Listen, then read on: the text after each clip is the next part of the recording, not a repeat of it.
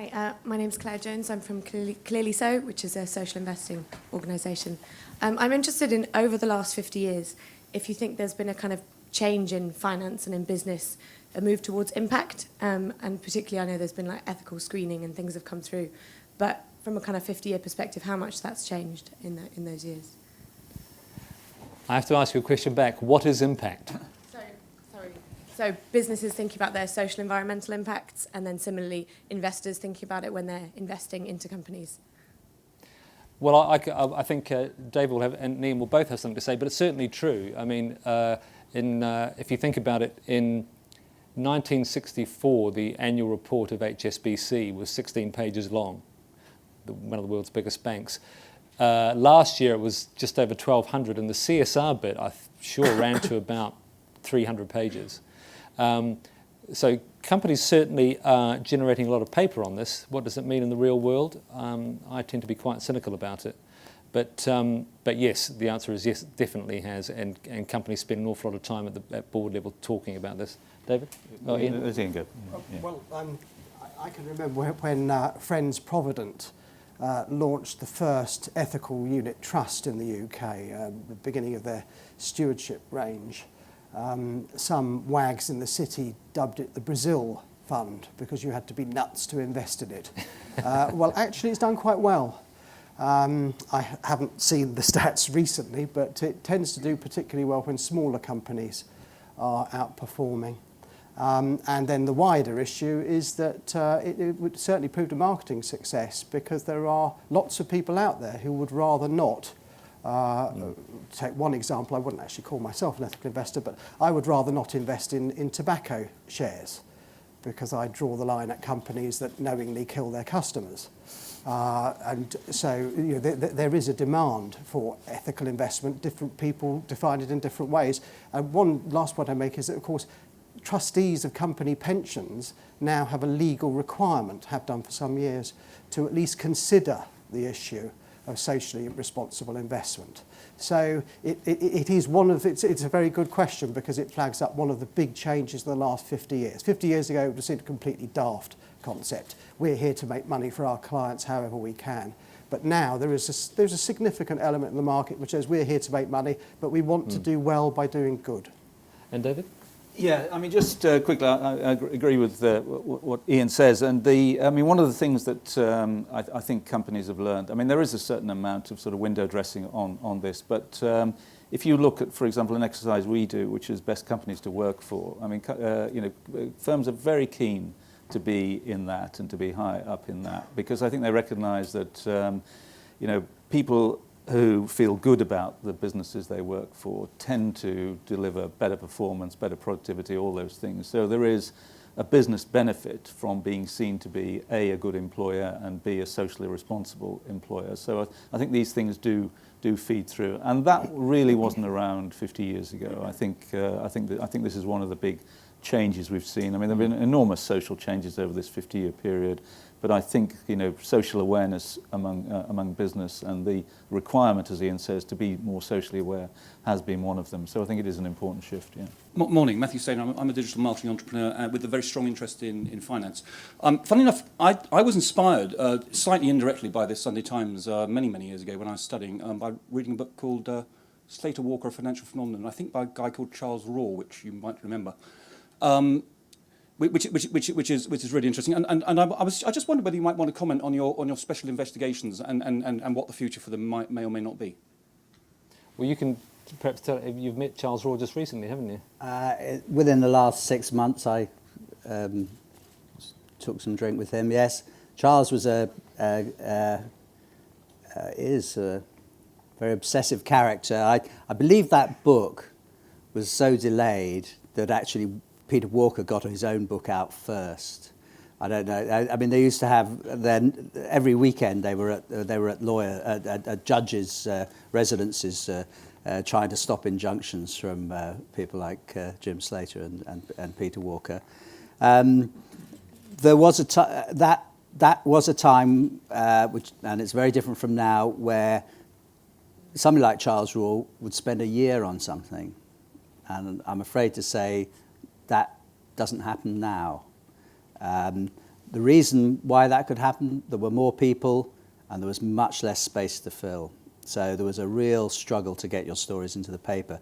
Therefore, you had the luxury to be able to go and spend a long time reporting a story.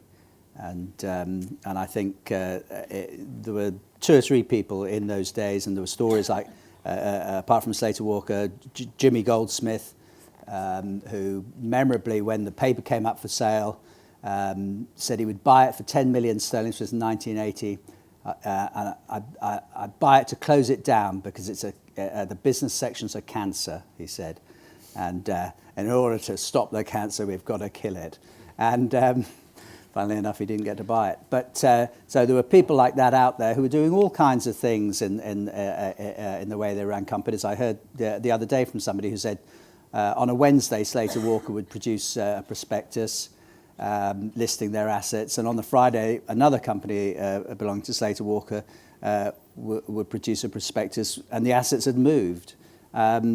I don't think you'd get away with that these days. I suppose it might be possible, but it was a time probably when people had more time to reporters had more time to delve into the subject. I would say also though that tradition of investigation and kind of not really following the crowd continues in the Sunday Times. And I'm just thinking of 2 or 3 recent successes we've had. The whole ENRC scandal and debacle, which led to its delisting, started at the Sunday Times. And we sent someone to the Congo to do the reporting that led eventually to ENRC, a FTSE 100 company, being delisted from the London Stock Exchange. The first delisting, well, certainly of my time at the Sunday Times, so that's 10 years more, that was basically down to us finding out what the oligarchs were doing in the Congo, the dodgy deal they had done with the Congolese government. More recently, again, it just happens to be in Africa, but the whole, now it's become a huge international issue with an FBI investigation of this Israeli diamond tycoon, Benny Steinmetz, and the interesting deals he's done over a giant iron ore deposit in Guinea, all came from a Sunday Times investigation.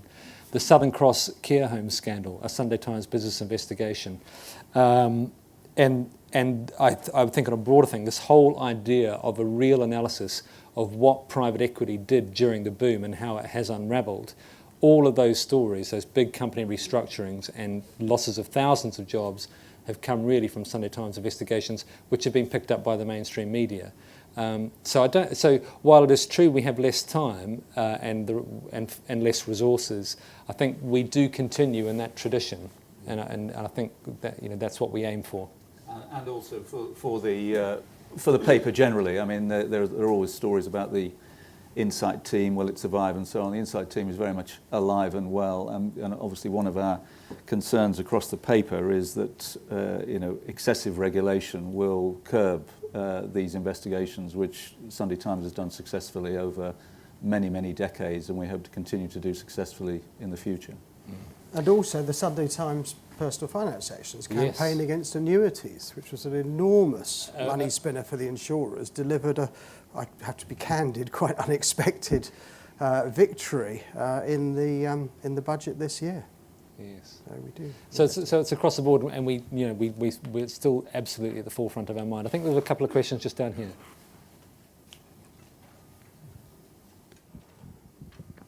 Thank you. My name is Yvonne Moore from Grayling. I've got 2 questions. Firstly, when do you think interest rates will go up? And secondly, one to Dominic. Are there any particular sectors, industries, senior leaders, CEOs that you're looking to profile more? Perhaps you're not getting, you don't feel you're getting enough exposure to be helpful. If you've got any advice or any particular industries you're looking to profile in the coming months? I'll bow to David on interest rates. Yeah, it's always a difficult one to answer that, particularly when the MPC is about to meet. But tweak this and move the market. Yeah, my view on that is that the kind of deal on the MPC with Mark Carney is no rate rise this year, but early next year is perfectly possible, and I think we're moving in that direction. But you have to sometimes these things take you by surprise, but I don't think they're ready for a rate rise quite yet, but it's certainly moving that way. And in terms of people we'd like to profile, well, we have, as readers of the section will know, we have that profile page pretty much every week. And we are inundated with candidates, and we look at it as chief executives we want. We tend to favour large quoted companies because it's kind of what we're about, but not exclusively. We're also interested in quirky candidates, certainly large privately owned companies we're interested in, and international people definitely. I mean, we've done all the big engineering conglomerates we've done on that page. The big international advertising firms and luxury goods firms like LVMH. So we have a very broad taste, but we're a big paper, we want big people. But get in touch. You can only suggest a candidate for us to knock it back if we don't want them. So and the other thing is, if this is the other thing that we get a lot from people in your profession. It's it's a difficult thing to do. This week I have 3 really good candidates for that page, and we probably won't choose who it is until tomorrow afternoon. It's very hard for the people who don't get in because they've marched up the hill and then it just ends up on the cutting room floor. Sorry, but it's kind of the way it works, unfortunately. Hard to explain to your clients, I know. There was another question just behind, sorry, just here. Lynn from Love PR and Communications. It's a very practical question. How do you like PRs to communicate with you? What's the best day for us to send information into you, and what days are you just too busy to even consider anything? It's a very good question. We tend to be more busy at the end of the week. So, and again, this is something that people miss. We are live all day Saturday until midnight on a Saturday, later if we need to be. So a lot of people think because other business sections for a Sunday go off, are finished on a Friday night. Well, we're not. We are live and kicking on a Saturday, very much so, and an awful lot of the paper does get written on a Saturday. So earlier in the week, the better. Also, kind of know your market. If you read the Sunday Times business section, you'll know the kind of stuff we're interested in. It's not all big companies. We have lots of very interesting small business stories. We're very, very keen to hear about successful and not so successful small businesses. We love small business stories. But there's not much point in getting in touch with us about a survey of purchasing managers in the rail engineering sector, because with the best will in the world, it's never going to make it. So just kind of calibrate yourself a bit. But listen, I'm telling you to suck eggs. You know all this already, but just bear that in mind. Earlier in the week, less busy. Later in the week, more busy. But if one of your clients is about to launch a takeover bid and you hear about it on Saturday morning, please get in touch. Well, and the other thing is that and this is something we've struck time and time again. In fact, one of the stories that was on our front page last week about the big rail leasing company Porterbrook being for sale. This is a £2 billion deal. It's really important. They own a third of Britain's trains, so we put it on the front page. Could we get hold of the company on a Saturday? No. All the people who work for Porterbrook had gone to sleep. But if you're representing the company and Britain's biggest business publication is calling, well, is the chief exec going to thank you for not getting in touch? I don't think so. They got that, because it's going to be in the paper. So there is that awareness, I think, is sometimes lacking about the speed in which things need to happen and when they need to happen. And just to follow on from that, in terms of the other question that follows on from that is, what kind of people do we want to talk to and how should PRs approach us in that respect? In essence, all we're asking for really is access to the top people. That's all you need to do. It's very simple. Just put us on the phone to the chief exec, the chairman, whatever it is. That's pretty much our standard modus operandi. And at the back there, or just right at the back and then back up in the middle here, please. Fascinating to hear about deadlines. They don't seem to have been changed over the last 20 years by social media. I just wondered if you just wanted to talk about how social media, Twitter, whatever, the internet has changed that access. I'll come to some of our other speakers as well, but it's an interesting idea, isn't it? Because surely, with 24/7 business news and Twitter and all sorts of stuff, there should be nothing left for us to write. But actually, I think the opposite is true. None of those media have people working away to break stories. We're interested in telling you stuff that you don't know, big stuff that you don't know. The people on Twitter are really just commenting on stuff that has happened. Now, that is not to say that there aren't valuable stories available on social media for us to cash in on. We're happy to do that. But I think in a funny way, it makes us more valuable when there's an awful lot of dross out there. It makes us more valuable rather than less. And you said that the deadlines hadn't changed in 20 years. Well, they've changed quite a lot, actually. We were pretty much dead and buried on a Friday night up until about, 4 or 5 years ago? Yeah. Something like that. David? Oh, yeah. I mean, one of the great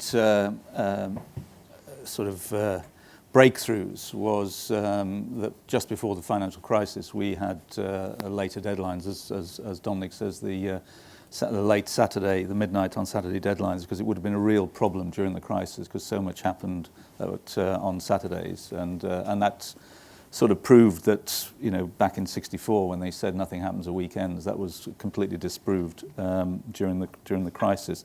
I think the one change that has happened as a result of the internet and social media is that we will sometimes get stuff out there if we know it's going to break anyway, that somebody has got a story, we know it's going to appear in the following morning's daily papers, so we will break it just to sort of preserve the exclusivity, if you like, and that didn't happen in the past. In the past, you would just curse because there was nothing you could do till Sunday morning came along, but now we use it quite actively in that respect. It's quite good, actually, because working on a Sunday, you always live in fear of your story appearing in a daily along the way. So you were kind of in a defenceless position. But now, of course, we have a weapon to use against these people because we can do it to them on Twitter. So it's quite fun. There was, yes, just over on my left. Leah Selleck from Ketchum. I was just wondering what your view was on the housing bubble debate. Ian, would you like to say something about house prices? And then David? Yes. Well, everybody seems to be agreed, at least among the chatterati, that this is a bad thing and it's a problem. But I think if you were to speak to many of our readers, they would take a very different view. As is so often the case in markets, it depends whether you're a buyer or a seller. For many people in their 40s and older, a measure of house price inflation has been a very welcome trend. It's obviously less welcome if you're in rented accommodation, typically younger people. I'm very suspicious about the ability for governments, politicians, to intervene effectively in these matters. And I would rather see it resolved by the classically tried and tested market mechanisms of supply and demand. I think if the government is serious about doing something positive, it ought to ease planning restrictions and increase the amount of housing that's being built, rather than interfering with the market in credit in particular, because I think this will have unintended consequences and it will condemn many young people to remain in rented accommodation for much longer. David? Yeah, I don't want to say too much about this, because I might write about this for this weekend. We'll have our meeting shortly, but I mean, just on parts of the London market clearly have bubble characteristics, but that is not true for the country as a whole. If you look at house prices against their long-term trend, they are still below that trend nationally, and a long way below that trend in quite a lot of the country. I mean, house prices fell by something like 25% in real terms, in other words, in inflation-adjusted terms, after the mortgage market. We lost 2/3 of the mortgage market in 2007, and in most parts of the country, they are still 10% or so below that long-term trend. So, talk of a bubble for most of the country is really quite wide of the mark. But Kensington and Chelsea, One Hyde Park, there are certainly bubble characteristics there. Hi, it's Adam Taylor from Cicero. Just from your time in journalism and just how the media landscape's evolved, do you think the British public, politicians, people in business, do you think they have a better idea of the business world and personal finance in general? That's a good question. No, is my answer. I actually I disagree with Dominic on that. I think they do, and I think people need more education, and I think it's good that there is a certain amount of basic education in schools now, because there are, most of the most of the time, well, half the time I've been on the Sunday Times, it was in letter form.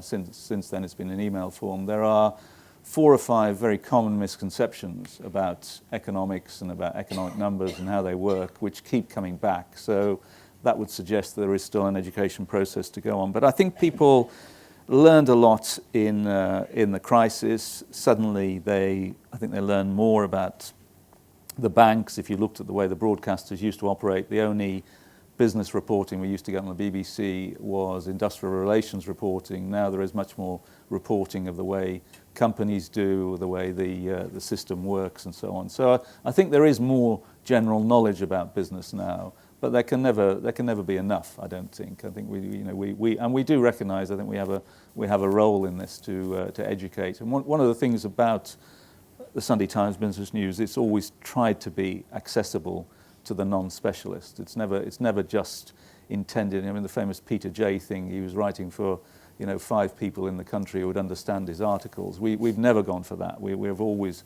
tried to be as accessible as we can, and I think we succeed in that. Yes, I think the general public. I would agree that education's got some way to go, but the general public is much more engaged with the whole world of finance than it was 50 years ago, simply because people have to be.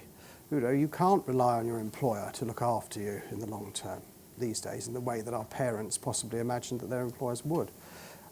We've seen the government shifting the goalposts on retirement age. The state pension is increasingly seen as something of a Ponzi scheme. National insurance contributions paid this week will pay next week's pensions. There is no fund, as Nye Bevan said all those years ago. And so people are, I think, facing the reality that they've got to engage with this. And that old-fashioned British attitude that money is the last taboo, people will talk about everything else but not money. I think that is changing, and people are more engaged. Hello, my name's Colin Woodhead, and I'm here today under the auspices of a company called Value Retail, which I hope many in the audience will know better as Bicester Village. Could I just go back to the magazine, right, and the content? Will it contain a view of the last 50 years of retailing, which is, after all, is the country's second biggest employer? Yes, it will, because that'll be bound up in our corporate history of the last 50 years. So yes, we'll certainly touch on that, and you're quite right. What's happened in retail, even just in the last few years, is absolutely amazing. So we'll certainly take all that in, definitely, yes. One thing we were thinking about doing is to find High Street, photographed 50 years ago and then today, and compare and contrast. And if anybody had any inside knowledge to which High Street that featured that would be very welcome. Yeah. Yes. Another question, please. 2 down the front here.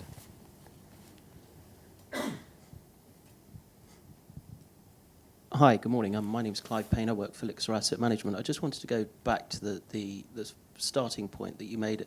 The statistic, I think, in terms of your readership. Obviously, Elixir is a French asset manager. We're trying to build our profile here in the UK, and I'm intrigued to know your readership. I think you said at the start 60% of your readers. I just wanted to get a feel for maybe where you are today in terms of your readership, that respondents that said they turned to the Sunday Times in the first instance as their point of reference vis-a-vis the others, The Economist and whatever. And my second point was just to find out where you think you might be in the next, not 50 years, but 20, 25 years on a more global basis, I guess. The figures I were using come from a thing called it's done by Ipsos Mori, the polling company, and it's the only authoritative survey of business readership. It's paid for by all the publishers, and yes, well, here's it should be on the flyer. It's on the back of the flyer. But if you like, I can send you a copy of the report. I mean, the Sunday Times roughly has about 1.2 million readers. It gets a bit tricky to measure exactly because you get into the digital subscriptions, which are 7 days a week, but it's about 1.2 something like million subscribers, I should say, or people who buy the paper in digital or physical form. And on top of that, I guess you can multiply that to get about 3 million readers. We always claim about 3.6 million readers. But in terms of the business readership, I'll send you a copy of that, and we'll show you. It shows you actually country by country, because it's done across Europe. And I mean, we're so far ahead. It's not funny. It's kind of double all the competitors, which I think surprises some people, but doesn't surprise us, because that's been the picture for as long as I've been here, which is more than 10 years. Gentleman behind you was... Good morning. Jonathan Goodstone from MHP. I just wanted to ask if, in regard either to the paper or the supplement, you had any interest in emerging and frontier market trends, and not just in the way that applies to Benny Steinmetz. Yeah, we do. And I think part of the... I mean, we'll cover... I think if you look back at the last 50 years, one of the ways you can analyse it is talking about Britain opening up. It's about globalisation, really. So, of course, emerging markets come into it. And in the last 50 years, how could you do 50 years of business without writing about China, for example? It'll also come into it with personal finance, I suspect, Ian? Yes, absolutely. One of the turning points in my lifetime as an investor was being lucky enough to visit China on a couple of occasions in the earlier mid-90s, certainly ahead of the handover of Hong Kong. And I began buying shares in what was then Fleming China Investment Trust, and is now JP Morgan.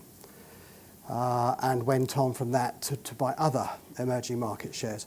For a long time, more than 10 years, or more than 10 years, that was a very profitable thing to do. As we all know, emerging markets are currently very much out of favour. The FT had a couple of headlines last year saying the emerging market story was finished, which is usually a good time to think about buying. As we know, they're very volatile, very cyclical, but the long-term trends, insofar as anything is predictable, do look encouraging. And so, yes, I would be very surprised if we didn't touch on that in our 50-year view. Yeah, I mean, very much so. I mean, we've just, interestingly, have passed the point where the advanced economies, OECD countries, are now less than 50% of global GDP. That was, the OECD announced that last week, and China is very close, on one measure at least, to being the biggest economy in the world. So these changes have been, fundamental. I mean, Chinese growth of, 9.5% a year for nearly 30 years now is extraordinary. So it's, or more than 30 years, sorry. So yeah, these are big changes which we will certainly cover in the supplement. Thank you. Hello, Susanna Simpson from Limelight. We have many private and small business clients. You said you loved small business stories. Could you elaborate a bit more? Is it simply access like with the big guys, or? Well, again, I would, read the section. We have a small business page, which is typically organised into a thematic piece at the top, i.e. this week we're doing a piece about how do small business owners get to grips with the idea of coding. It was quite tricky for a small business to think about their own website, and should they do it themselves, and should they send staff off to be, there's a lot of shysters out there offering coding courses which are not much good. So a bit of a steer through the minefield. So get in touch with our small business editor, whose name is Kiki Loiseau. She'll give you an idea as to what kind of things she's looking at, and how you might provide some comment from some of the people you represent. The other thing is, underneath that, we have a How I Made It section, which is a story of how people came, their rise in business, how they set up their own company and prospered. The people we're doing this week, for example, are the people behind the Rude Health cereals. After Dorset cereals, now it's Rude Health, and they started it in their kitchen in Wandsworth. So you think about that. Also, though, think about if you have an interesting, perhaps slightly quirky story that might make quite a good picture story for us on the front. We're very keen, or in the news pages, we're very keen on using those picture slots to illustrate things that are going well or terribly or whatever for small businesses. There are lots of very interesting small business stories out there. So get in touch with her in the first case, I would say. Very good. Listen, that's all we have time for. Do stay behind if you have any other questions you want to address to us. Thank you very much for coming, and thank you very much to Gorkana for organising the event. And do go out and spread the word about what we're doing in September in our 50th anniversary. Thanks very much.